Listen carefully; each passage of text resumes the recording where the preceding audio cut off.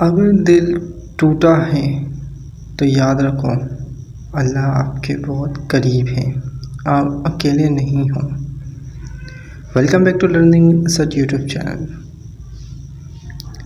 اگر آج آپ کا دل بھاری ہے، اگر آنکھوں میں آنسو ہیں لیکن چہرے پر مسکراہٹ ہے، تو سنو، اللہ آپ کے بہت قریب ہے۔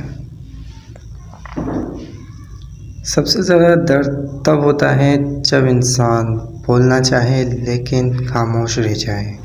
لوگ دیکھ کر کہتے ہیں کہ سب ٹھیک لگ رہا ہے، لیکن اللہ جانتا ہے کہ دل کے اندر کیا چل رہا ہے۔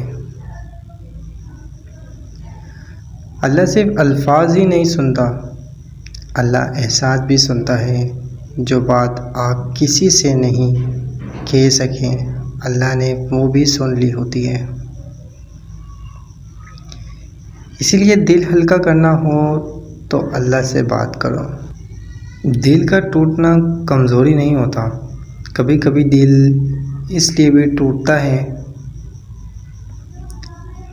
تاکہ بندہ صرف اللہ پر بھروسہ کرنا سیکھے، اور جو اللہ پر بھروسہ کر لے وہ کبھی ضائع نہیں جاتا۔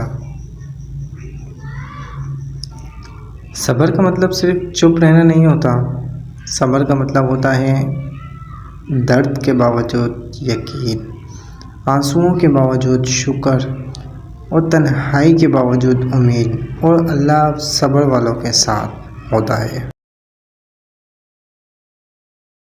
کبھی ایسا ہوتا ہے کہ آپ دعا کرتے ہو لیکن جواب نہیں آتا۔ یاد رکھو ایک بات یہ ضرور لرننگ ود اسد کی، اللہ نہ نہیں کرتا، اللہ بہتر وقت کے لیے روک لیتا ہے۔ جو آج درد لگ رہا ہے کل رحمت بن کر آئے گا۔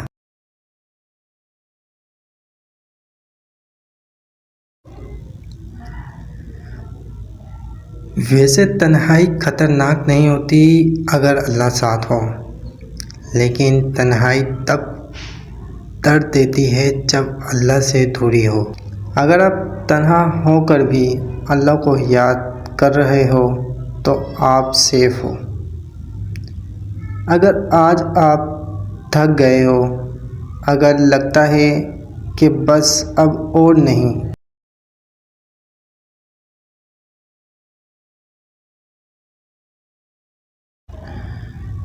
تو صرف اتنا ضرور کہہ دو کہ یا اللہ میں تھک گیا ہوں۔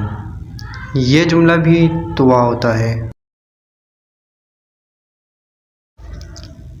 یاد رکھو ایک بات یہ بھی ضرور، اللہ کبھی بھی آپ کو اکیلا نہیں چھوڑتا۔ اگر آج سب چھوٹ بھی گیا ہے تو شاید اللہ خود آپ کو سپورٹ کرنا چاہتا ہو،